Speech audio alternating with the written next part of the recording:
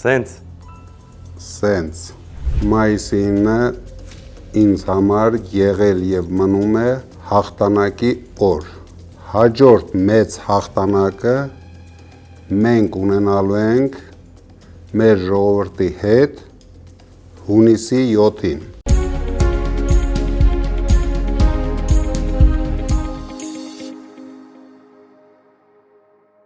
Պարոն Կարապետյան, բարև ձեզ։ Բարև Ալիկ ջան։ Ոնց եք։ Շատ լավ, դու ոնց ես։ Երեկվա հանրահավաքից հետո ավելի ուժեղ։ Պարոն Կարապետյան, երեք քարոզարշավի առաջին օրն էր եւ դուք ձեր առաջին հանրային ելույթը ունեցաք, ոգեշնչեցիք մեզ եւ հաղթական էներգիա տվեցիք։ Խնդրում եմ կասեք, դուք ինչ տպավորություններ ունեք երեկվանից։ Ինձ համար շատ հետաքրքիր էր։ Քանի որ դուք սյուրպրիզ եք պատրաստել, ես պատկերացում չունեի, որ տանից դուրս գալուց տան հայատում կտեսնեմ այդքան մարդ։ Ես մտածում էի, որ բոլորը ցանկապատի այն կողմում պետք է լինեն։ Եվ տանից հենց դուրս եկանք,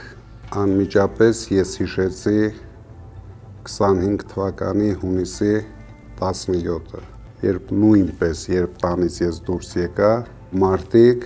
պայքարում էին ոստիկանության դեմ, ինձ չկալանավորելու համար։ Դրա համար ես մտքով տեղափոխվեցի այդ օրվան։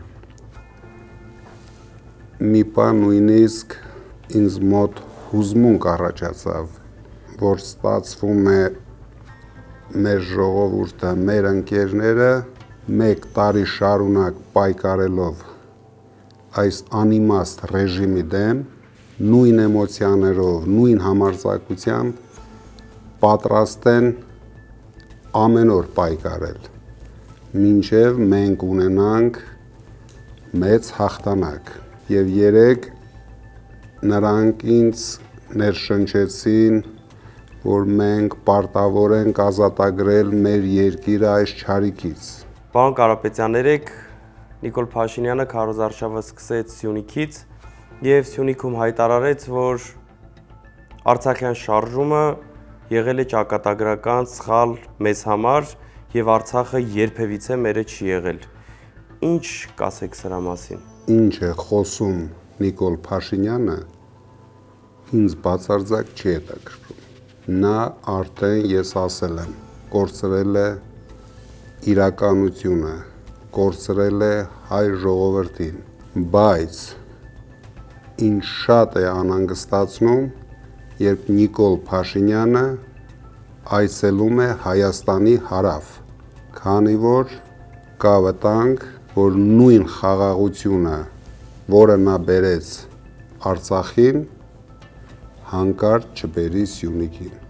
Պարոն Կարապետյան, այսօր հաղթանակի օրն է, մայիսի 9-ն է, շնորհավորում եմ եւ ուզում եմ հարցնել,